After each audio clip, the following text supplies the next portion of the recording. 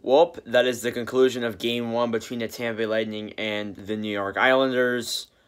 Let's review. So first off, as I already said, I review all of the games through the Western Conference Finals to the very end of the Stanley Cup or not the Western Conference, the semifinals, the beginning of the semifinals, to the end of the Stanley Cup Finals. I thought about doing the entire playoffs this year, but then I realized I'm not going to be able to do that because I'm going to be camping a lot of those days, and I already was camping a lot of those days, so that never would have worked.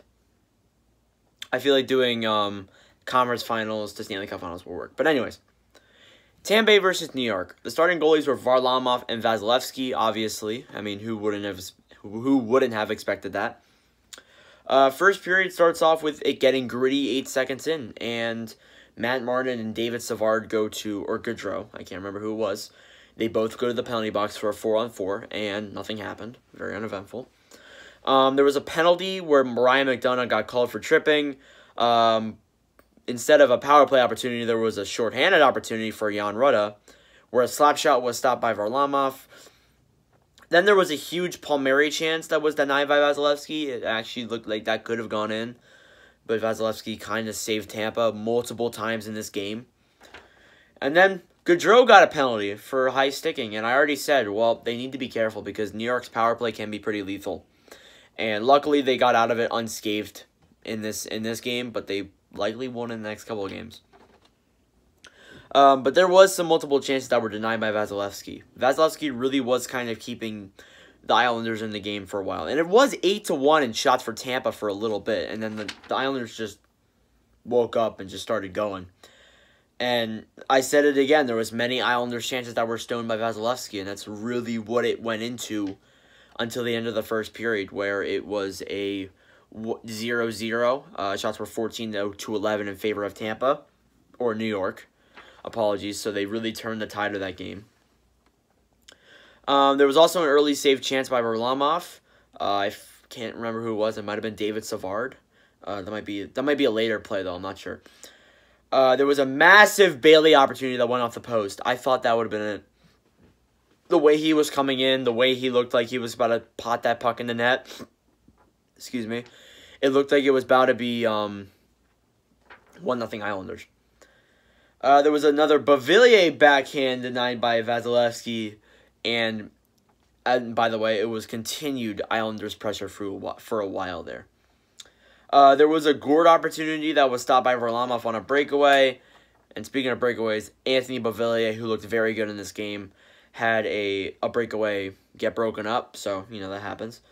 Mayfield stop. There was a Mayfield shot that was stopped by Vasilevsky's very far pad, like, not like in the middle, very far side. That could have went in if Vasilevsky was like, let's say, an inch over.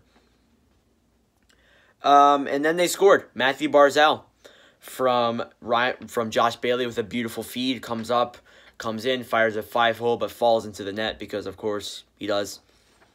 And, yeah. So then there was a penalty for Eric Chernak for tripping. Shorthanded chance by Alex Killorn. It seems like there's more shorthanded chances than power play chances. It goes off Varlamov's mask. It looked like it would have been tie game. But, you know what? No. And then there was a penalty on the Islanders. It was their only of the game. Kyle Palmieri for interference. Or their second of the game, apologies. Or, no, their first out of 2. I don't know why I worded that wrong. And the penalty ended up getting killed off later in the third period, but the second period ended. Shots were 23-20 in favor of the Islanders, so the Islanders were heavily outplaying the Lightning, which, I mean, if you're an Islanders fan, love to see it. There was a Barzal rebound that missed an open net.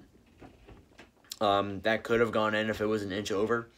And then there was another New York Islanders goal. Ryan Pulock, shot from the point, no screen, no nothing. There's no way Vasilevsky couldn't have saw it coming. And he still let that puck in. Kind of a soft goal. And for a while there, it really looked like the Islanders were shutting down the Lightning. It really did look like that. It looked like they were just going all at all cylinders, just taking down this team. And you know what? This next statistic here shows it. Although this would change later in the game, Kucherov, Point, and Stamkos, probably their 3 best players you can argue, have combined through one shot with 7:34 left. The entire game until then. One shot between those 3 superstars. Unbelievable how the Islanders shut them down.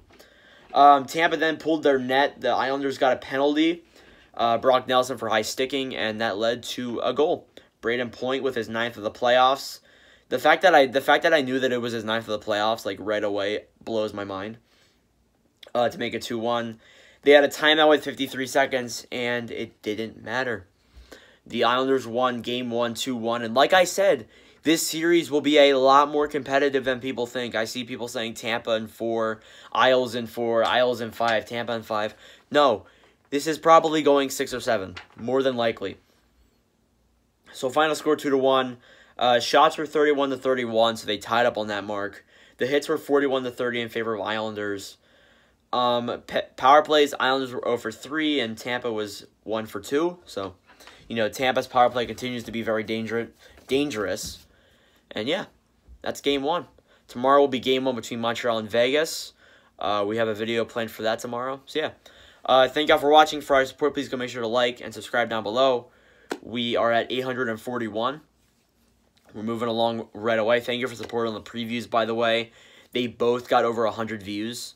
And the Islanders one is top 10, top 3, I think, almost, in channel history, which is unbelievable. So thank you all very much for that. I really do appreciate it. And yeah, I will see you guys in the next video.